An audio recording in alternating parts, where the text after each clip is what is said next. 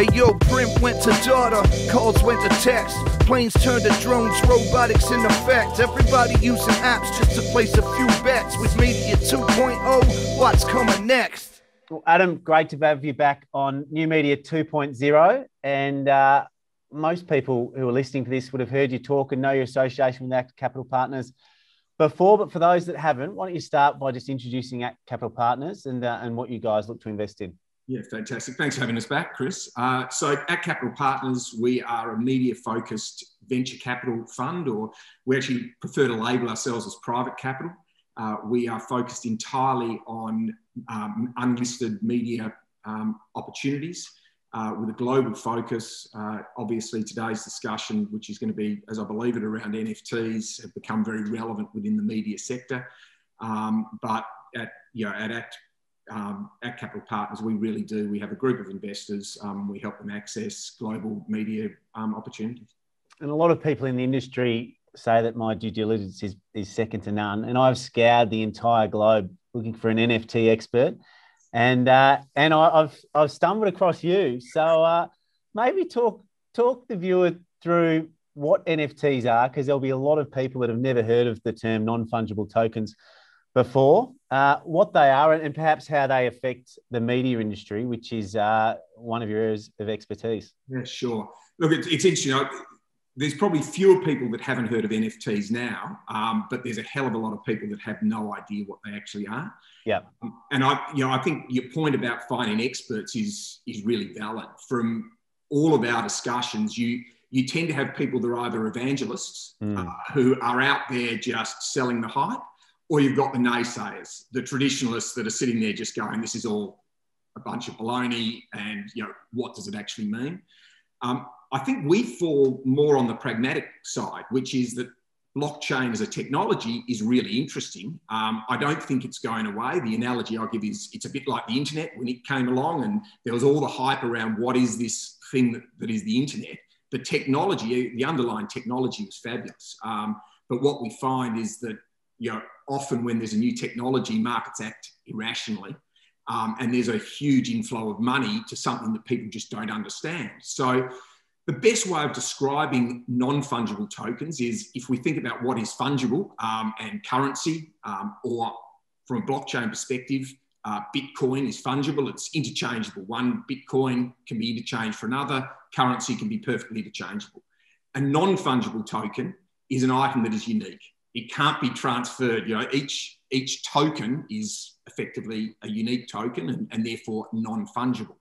The interesting part about non-fungible tokens is that typically they're tokenizing an asset that is completely fungible. And by that, without confusing the audience, digital art, and this is where media comes in, a lot of digital assets have always been particularly difficult to monetize or commercialize, because they're so easily copied.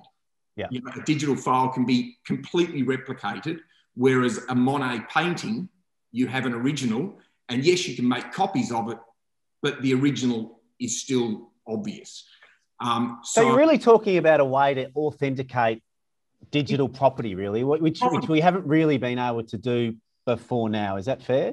Correct. It's provenance. And so if we think about art, and anyone that has bought art in the past, there's always this notion of provenance. Was it painted by the original artist? And that's a really difficult thing to prove often. There are certain groups that, I think it's Rembrandt's. There's three guys in Paris. No one knows necessarily who they are. If you want to determine that your painting is a Rembrandt, those three guys have to authenticate it. There's no science to it. And often they just go back through the history of the painting and the ownership. An NFT or a token is really digital provenance. It's saying that you, as the owner of that token, have ownership of the digital asset. But I think that's where it's people probably get a bit confused with NFTs, is that often they believe that the token is the digital asset itself. And in actual fact, blockchain, the technology that underpins NFTs, is not a great store or distributor of an asset. So it just purely is, it's a token that shows ownership. It's not the digital asset itself. And I think that that's really important as you get into some of the more complex legal issues around NFTs. And so talk to me about some of the real world applications that we're seeing with NFTs. What are some of the companies that are popping up, or some of the purchases perhaps that have been catching your eye? Yeah, look, it's interesting. Again, if you look at the underlying technology, blockchain, and obviously the poster child of that is Bitcoin and the cryptocurrencies.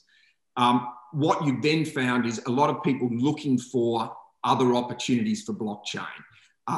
They came up with Bitcoin, cryptocurrencies, totally fungible, transferable.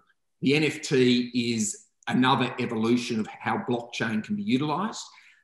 For those of us who have been around for the last 4 or 5 years, the previous iteration was, I think everyone would have seen the huge ramp up in ICOs, initial coin offerings that took place sort of 5-6 years ago. That was another utilisation of blockchain, and the hype around ICOs pretty much came and went. What we're seeing with NFTs, and they've really been coming into the mainstream since about 5 years ago. It started off in a, as it normally does, sort of pretty avant-garde fashion with things like crypto kittens and crypto punks, which were just digital artworks that people were able to prove through provenance, through attaching it to a blockchain, that there was value. And the thing with an NFT, unlike a currency, is that ultimately an NFT is only worth what someone else is willing to pay for it. So the value in the NFT is that there's been a marketplace established, and there's been a secondary market which has said, hey, I bought a crypto kitten for $10 and I was able to sell it to someone else for $1,000. And so as it's gone through, you've seen that sort of very nascent marketplace now develop into what you would start to see as more traditional uses for blockchain. So the one that's really been successful of late, and I think there's been about $500 million worth of sales, has been done by a company called Dapper Labs.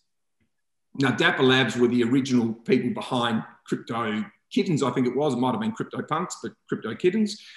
They've evolved into Dapper Labs, and they've done a deal with NBA for the NBA moments or top shots. So in effect, they are putting on, people are able to buy an NFT token, which gives them ownership to particular moments, special moments or highlights from the NBA game. I think recently a LeBron moment sold for a couple of $100,000. So this is sort of it's a digitization of basketball cards, but instead of just being a digital picture, you're now collecting an actual video, if you like. That's the sort of transformation. Absolutely. But and what's really interesting though is what are you getting when you buy that token? And a lot of people would say that you own that video. Well, that's actually not the case. What you own is the right to resell that image, but you can only use that image for personal use. You can't use it for commercial use. Yeah. And so... Which is not too dissimilar to a basketball card. When you buy a basketball card, even if it were a one-off, you don't have the rights to then print that picture and distribute it and make money off it as a poster or anything, do you? You've got that one basketball card that may or may not be unique. Absolutely. So it really is just the use of technology to expand what is already an existing category, which is cards. And probably creating a synthetic scarcity as well. Well, potentially. Although what is interesting is if you buy, and I think the Tom Brady rookie card recently sold, so the physical card recently sold for a couple of $1 million. It was an exorbitant amount. And that is a card that you can hold, touch and feel, and there is only one of them. If someone was to authenticate it, all these cards come in different conditions, and there is a real sense that is unique. The interesting thing with the moments or top shots is that any one of us could go onto YouTube and we copy and download and have that exact same video, exactly the same. Like there is no differentiator other than the token tells you that a certain individual owns that moment for personal uses. So it's really a status or prestige piece. Yeah.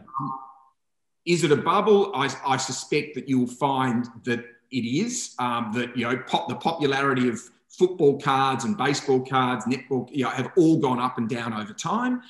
I suspect this is the same. And the best way to look at that is Dapper Labs which is a relatively new business.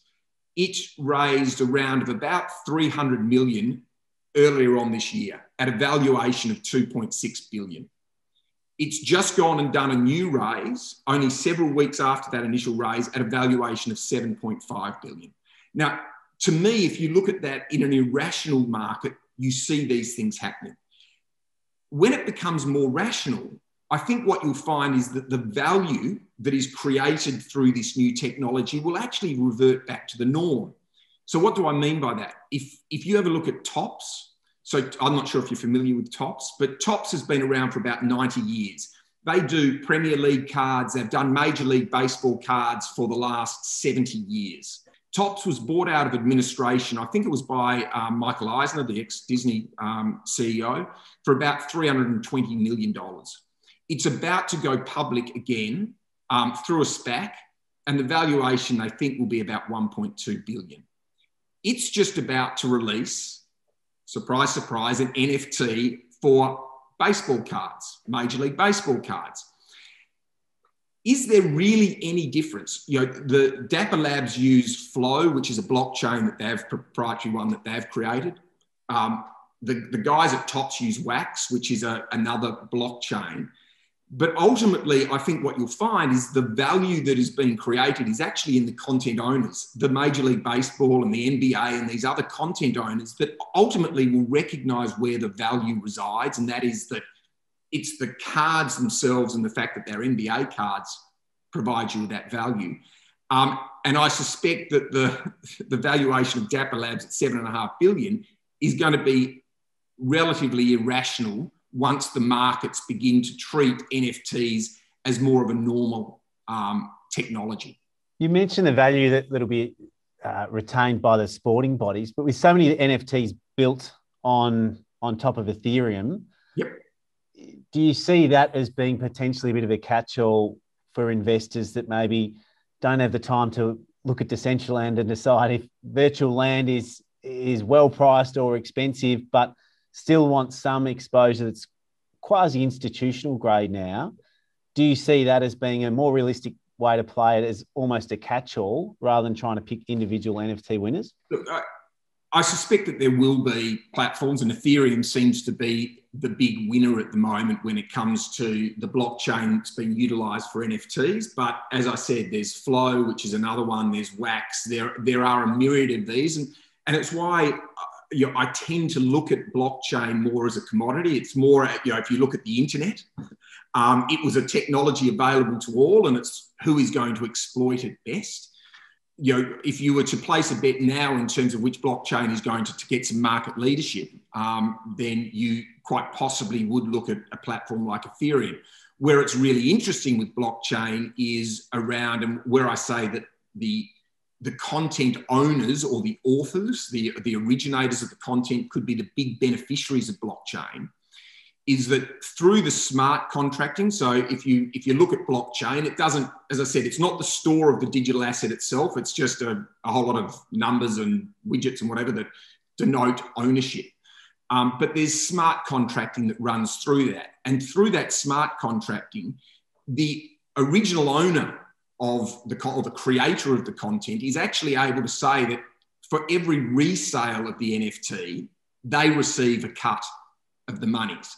And I suspect that people like the NBA and the MLB and other sporting bodies and other content owners that are successful, that they will more and more, as they see the value of these NFTs increase, if they indeed do increase, and I suspect that they'll probably go back to being more like a football card or other collectible, that they will want to capture more of that value. They will be wanting to be the ones that hold and retain that value rather than the Dapper Lab or the football card manufacturer, who in the end is really just holding a license to produce these NFTs. You can see the importance of that for creators and artists as well. If you look at someone like a Van Gogh who died without being recognised and making money, if his artwork was on an NFT and his family who inherited his estate got 20% of the sale price of that NFT in perpetuity, it's a very different story longer term. And same with musicians who are, to put it simply, getting ripped off by a lot of record companies with the amount of share they get of the art they create. It sort of can be a bit of a game changer for people in those industries. I think it can. It's really interesting, though, the legalities of all of this, because most of the platforms now, the smart contracts, at the end of the day, even if the blockchain has a smart contract, a lot of the contract can be off. So copyright, for instance, when someone buys an NFT, a bit like when you buy a book, you get the book. In the case of the NFT, you get certain rights to do with the digital asset, but you don't own the underlying copyright. But if it's your song, you do. You do. And if it's your song, you own it. If you're the acquirer of the NFT, you can only get the copyright if there is an agreement between you and the songwriter. Interestingly, though, in law, the only way copyright can be transferred is in writing. So how that happens on blockchain is going to be very interesting. The other thing is that even if it's in the smart contract, once you get to secondary markets, the issue becomes, are some of these smart contracts, the fact that the original author should be receiving a percentage, etc., is that passed on to the new owner? And more importantly, the smart contract doesn't provide enforcement. So ultimately, you are still going to have to go out as a musician or an artist, in Van Gogh's stage 150 years later, and the family is going to somehow have to be out. They can track the sale through blockchain, but often, as I said, the actual digital asset doesn't sit in the blockchain. It sits on the shelf effectively, off platform. And so there's still a whole lot of legalities around. Yes, it could be transformative. I think it will get better. But at the moment, there is still a bit of confusion around how all of this is going to be managed. I think one of the things you said early on was that it's quite a polarizing topic, and you'll have either people who are evangelical about it or just think it's completely ridiculous. And I think it's fair that you could think something's potentially a bubble, but you could also think it's potentially important. There's nothing wrong with believing that bits of both camps are right. Is that a reasonable way to look at a new trend like NFTs? Absolutely. I think that if you look at most things in life, when people play at the extremes, it's very rare that everything they think is actually true. That there is the shades of grey in the middle. And I think with NFTs, there is no doubt that the blockchain technology and its utilisation is going to be transformative.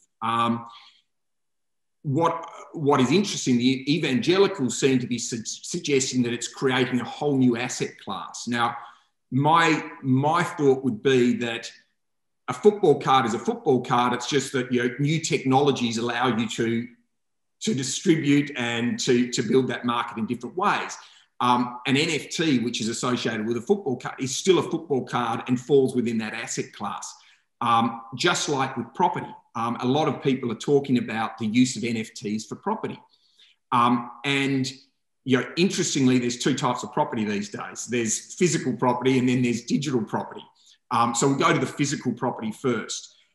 There is no doubt that if you think of an NFT, it's very much a digital deed to the house. So at the moment, when you buy or sell a house, the deed is transferred and you become the owner of that deed. And it's, the process for doing that, it gets registered with the appropriate bodies, etc. With an NFT, you could do the same transfer and the smart contracting, and it's a much more time-efficient, cost-effective means of property transfer. Does it mean that it's no longer a property asset? Does it now become an NFT asset? My view would be it's still a property asset. So to your point, I think that absolutely both can be true. Will NFTs, I look forward in 10 years, will blockchain technology and NFTs be around? Absolutely. Is there a current bubble? I suspect the answer to that is absolutely as well. And I look back to, I remember living up in Singapore around the .com boom. And everyone was talking about the internet. We're all talking about the precursor to Google, which was Ask Jeeves. And isn't this extraordinary? We can just type in any question and they're giving us an answer. And no one understood what was going on. And the money that was flowing in was extraordinary. companies like Amazon were actually struggling, online booksellers, because people didn't get that. But other companies were soaring. Once the market became rational, what you found is that really good traditional businesses using that new technology exploded, Amazon being the best example of that. Some of those early businesses that boomed, sort of went out of existence before, shares got out of escrow, because all of a sudden people realised that this was just an application of technology. It wasn't necessarily a completely new marketplace that changed the rules entirely. So I suspect that NFTs are going to be the same. And to your point, I think it can be both transformative and can be something that is a bubble. And we'll probably find that out over the next 2 to 3 years. The thing I see most investors do is just really zero in on confirmation bias. So you'll see anyone, someone who's studied Austrian economics or is a Buffett disciple, they'll read a story that was in the New York Post about a guy who had a WhatsApp group with his mates, and anytime one of them needed to fart, they would record the fart and send it to one another. And after 12 months of this, he reckons he could identify his mates just by the sound of their fart. And after 12 months, he decided to do something incredibly useful with this work of art and put it on an NFT and sold it. Thankfully, it only sold for $300. So the Austrian economists couldn't hold on to it, going for millions of dollars and completely tear up the whole NFT trend. But then also, you'll see stories of teenagers in Venezuela where the currency's completely collapsed and they're earning money playing a video game that they're good at, or selling swords or trading jackets in a video game and turning that into Bitcoin and providing for their entire family in a currency much harder than their local currency. So I just feel, depending on which of those stories you attach to, or more if you're an early adopter versus a traditional economist type, you'll hold on to either of those narratives and completely dispel the other. Do you think that's a trap investors can fall into? Oh, look, I think we all do. I think that one of the issues at the moment that we've got is, I sort of refer to it as celebrity inflation.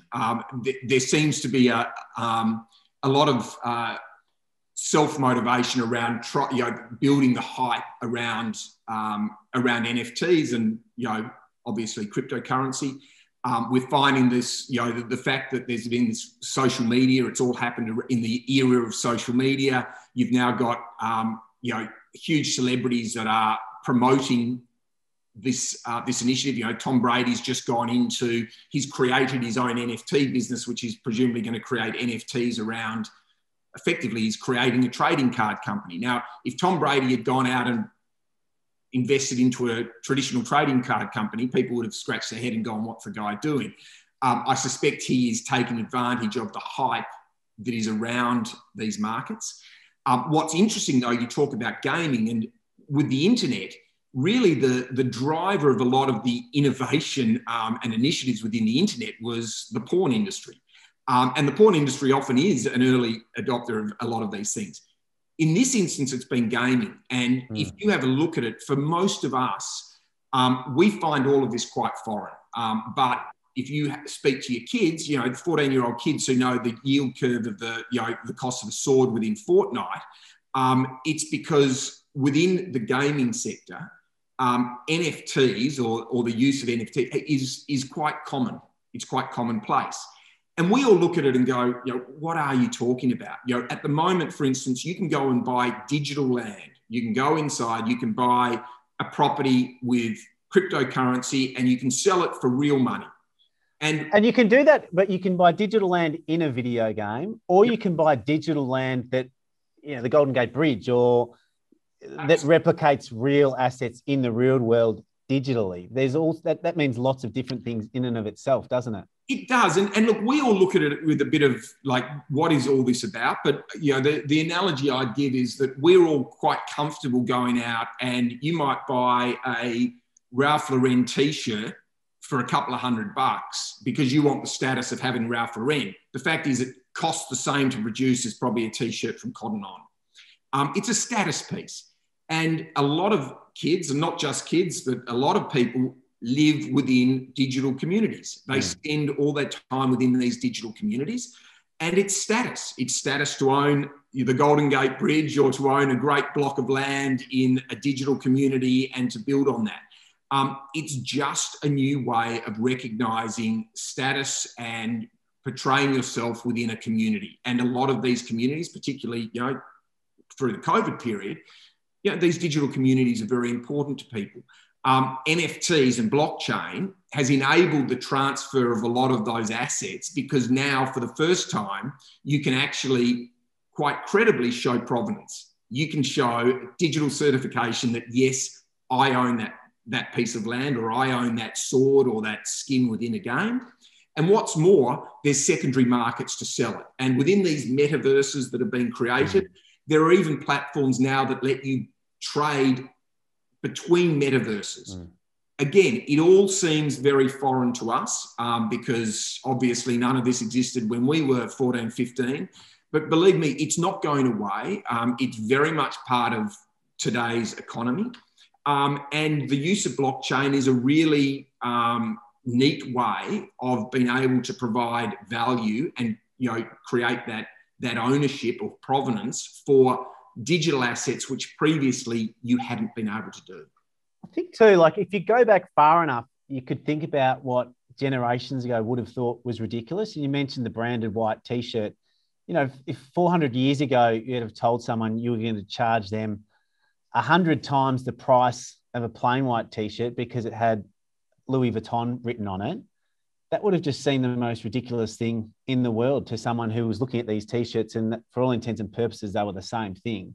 And you go back even further, and some races who didn't own any property and didn't even believe in property ownership, the fact that people would come and title up property and have property rights and land ownership and a legal system to support that would have seemed incredibly ridiculous as well. So it sort of feels like it's important to not poo-poo it just because we haven't seen it before, because if you go back far enough, there would have been a whole heap of people that would have said, this new trend of branding is ridiculous, or property ownership doesn't make any sense. But you fast forward long enough, and if enough people are doing it and enough people says it has value, it does. Oh, look, absolutely. Look at how much bottled water we drink today. Yeah. So there is no question about that. I think that it is going to be really interesting to see how it evolves. I think sometimes people get really confused and see things as being totally new. So I've listened to a lot of pundits who have talked about the tokenization of the world. So they talk about, Chris Judd, Invest could be tokenized and you could have an NFT, and with that NFT, people could buy it and they get access to special content and everything else. And I sit there and go, yeah, you could do that, but that's called a subscription. Using blockchain to sell a subscription is just a use of new technology, but it's still available. They talk about fractionalized ownership. So all of a sudden it's going to, and I hate this term because they talk about the democratization of stuff. Normally, when they talk about democratization, what it means is it enables the exploitation of people that don't actually have the knowledge to know what's going on. But horse ownership, most of you, if you've owned a horse in Australia, you've probably done it through a syndicate. Now, blockchain would enable syndication, and it would be more cost effective and more time efficient. But it's not a new phenomenon. It's just a new application of the technology. And getting back to the fact, does that mean horse ownership, we've now got a new asset class? My argument would be, I don't think so. I think it's a really efficient use of technology. And that's why, to your point, I think we should all embrace the use of blockchain. And I think we probably will. And I think we will, again, markets will go from being irrational to being rational, much like it happened with the internet. But often what people are explaining as being radical change and new ideas is really just the application of a new technology to a tried and true methodology. And you mentioned the metaverse before, which for many people that aren't familiar with the new digital worlds that are being created, do you want to maybe flesh that out? And we're hearing about concerts being done inside the metaverse or shops being opened up inside the metaverse. I think there was stories of school teachers during lockdowns where instead of giving their kids curriculum, the kids would have to go into a video game, and inside the video game, written on a whiteboard, would be the curriculum. Outside of gaming, could you see real-world applications for this metaverse where the old traditional website, which is sort of like a magazine that's been digitized, where that evolves, so entering a website is an address in the metaverse where you actually go inside and look around more in a virtual reality type of scenario? Is that sort of a world that websites could take us to in the near future?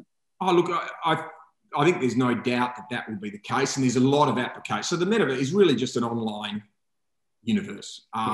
Gaming's used it incredibly well, and if you think about it, it seems like something you understand, but the technology behind it is very difficult, because you might have to have thousands of concurrent users within this universe, all creating in real time a different experience. So it is very difficult to do. And the gaming engines, driven by the guys at Unity and the guys at Epic through their Unreal Engine, and there's a number of other gaming engines that have been developed, have become extraordinarily good at being able to deliver these experiences in the metaverse. We've actually just invested in a company in the UK, which Pixelmax, which works on, so there's part of it is this two-way communication, where like a Zoom experience or a Teams experience. But what they do is also replicate 3D replication of real world. So they could have Chris Judd Invest's office, but when you're talking, we would have our avatar, we would go in, we'd be able to walk through your environment, I'd be able to knock on your door. If you were available, you'd open up, and then we would be able to have a real conversation through a Zoom-like experience. Yeah, okay. If you open that up further to conferences, you can do virtual conferences where you can walk around as your avatar, go in, see a booth, speak to the people, see the product, but you're having an exchange of information, you're having real dialogue. There are so many of these applications that you will start to see. I don't think anyone should be scared of it. I think we've all got used to it because COVID has sort of provided this global experiment of digital. I don't think it's, again, we love this binary stuff that it's going to be all of one or all of the other. I don't think that's the case. I think that most of these things happen in this grey area in the middle where there'll be a hybrid. There will be great utilisations of the metaverse to enable remote learning, companies to be distributed all around the world and yet come together within a metaverse and explore and engage in a more compelling fashion than just this sort of direct dialogue like we're having. But then we are communal beasts. I think humans, typically love it when COVID, the lockdown stopped. What did we all do? We all wanted to flood back to the football. We wanted to go back to pubs. Again, I don't think that, often people try to think that technology is somehow just going to completely alter things. I think more often than not, it's transformative, and you look for the positives out of that transformation. There will certainly be some negatives, and we all know those around gaming, people hanging out for too long. But in actual fact, through COVID, if you have a look at how your kids probably acted, it was their way of actually being social. They could do it digitally because they weren't confined to their house. They could be in their house and yet talking to all their friendship groups through these digital applications.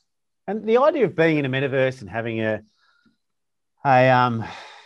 avatar that is acting, and perhaps people spending majority of their time in a digital metaverse as opposed to the physical world seems a bit scary or a bit ridiculous to some. But you've already seen it starting to happen with social media, where there'll be plenty of people that spend a huge chunk of their time on social media today.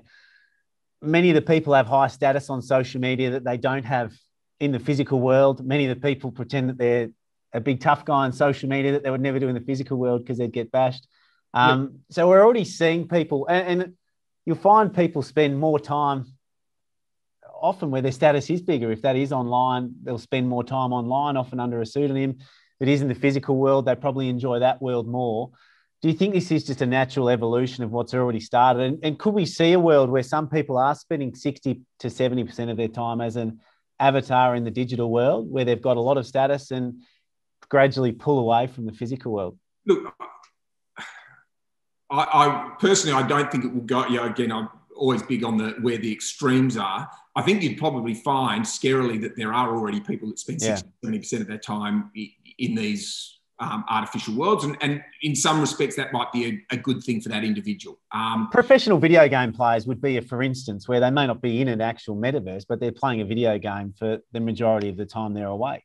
Absolutely. Or, they're in, there are a lot of people, and, not if you in Australia, but also, up in Asia and other countries where, people spend an extraordinary amount of their time or their life inside a digital world. I tend to, so yes, that will occur. And I also think that a lot of this is very new, and we will come up with new regulation, and we'll come up with ways in which, people cope with it better. I think even with social media, you're going to find that, some of the insidious nature of social media will be regulated away, hopefully.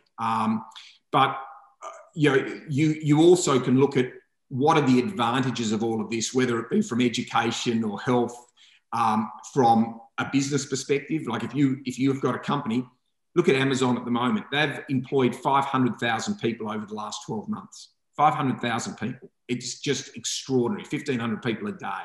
To build out a culture and to be able to engage with all of those people, physically, you can't bring them all together. And there's plenty of businesses now where, even our business, we've got advisors in the US, we can't travel. We've got advisors in the UK, we can't travel. We've got investments in those countries. So having technology and a metaverse which provides a better way of us being able to communicate and engage has got to be a positive, just as it is with education and health and other areas. So I think that there's still going to be, as with any evolution, there will be hiccups, and it's going to be difficult. And for a lot of us, we just won't get it. Personally, I'm not on social media, never have been, and I don't get it. But, there's 4 billion people on the planet that are on it. And, I'm just a sort of a holdout that, that's sort of lost in a bygone era, I suppose. But I do think that, we will see the evolution of these, and I think it will be ultimately very helpful to society once we work out, what are the acceptable norms within these environments. And that's the piece that I think still is unregulated to a certain degree. And in terms of the ancillary innovations around that will potentially push this trend forward in terms of NFTs and digitisation of everything, is it 5G technology and virtual reality? Are they two of the big thematics that you think are really going to drive innovation in the NFT and metaverse space? Yeah, look, I think VR and AR, I think you'll find that augmented reality is going to play a very big part in this as well. So that mixed reality piece. I think that you'll find this notion, and I heard someone talk about, Mark Andreessen and, Software Ate the World, and this is really, now it's just going to be, this is the internet of value and everything's going to be tokenized. I have a particular view that I don't necessarily think that's a good thing, and I don't necessarily think that that's where it will go once things become rational. I heard someone talk about the other day that they were saying that this will solve the student debt problem, because what will happen is that students will actually come out with an asset, because what they'll do is they'll tokenize themselves and sell a share of their future earnings. And to me, this is a bit about this democratization. All that says to me is these people will be exploited, because ultimately, yes, the very few of them may recognize what their value is going to be, but really you're just selling it forward, and you're probably going to undervalue yourself because you're in a position where you don't know any better. And there will be people, much bigger organisations, much more, that will know how to get the value out of it. So I tend to think that it will be, this tokenisation of the world. I don't really see it going that way. I think that what blockchain will do is, where it helps being more cost effective or more time efficient, or helps to, with deeds of the house, for instance, we rely on some record keeper. We assume that the records have been kept in the appropriate fashion by whoever has to keep them. But do we really know? Do you know what I mean? Like, is that happening? With a blockchain, you can see that, it's completely transparent. You can see that's going to be a more efficient way of doing it. So that's fantastic. Does that transform the world? I don't necessarily think so. I think it makes it more efficient, as technology should. So I think right now that there is this huge hype around it. I see it as being really similar blockchain to the internet. And the internet has transformed the way we've done business. It's, some retailers haven't existed and other retailers have become the largest businesses the world has ever seen because they've used the technology really effectively. And I think we'll see that with blockchain. NFT, the collectible piece, the provenance, I think is a really interesting use of the technology. I think that there will be some NFTs that will retain value, just as some collectibles retain value. Let's face it, when Andy Warhol came out with pop art, you looked at it and went, well, it's a bloody can of Campbell's soup. Like, who gives a top? It's worth a lot of money. And there's a lot of digital art that will be worth a lot of money, and people can now actually value that and own that digital art. So there's no doubt that there'll be NFTs that are great. That fart NFT in 10 years' time is probably only going to have half a dozen possible buyers, and that's the guys who actually, put themselves to music. I'm not ruling myself out of the fart NFT, Adam, either, to be honest, at this stage. I was intrigued. Yeah, so it is, I think that it will, as I said, I think that most markets ultimately become rational. I think what we're seeing now is an irrational market, so money is just flowing in, and that's why you're getting Dapper Labs with a $7.5 billion valuation, far greater than a traditional company that's been in the industry for 90 years. Will they retain that valuation? We'll have to see. That's for the future to determine. It's as good a place as any to finish up. It's a very balanced view. I just don't want you to rule out when the Christian Invest token hits the screen. So I just don't want to rule out you participating, Adam, because I've got a very good feeling about it. Oh, don't you worry. I'll be there. Thanks, mate. Great to chat. Fantastic. Thanks, Chris.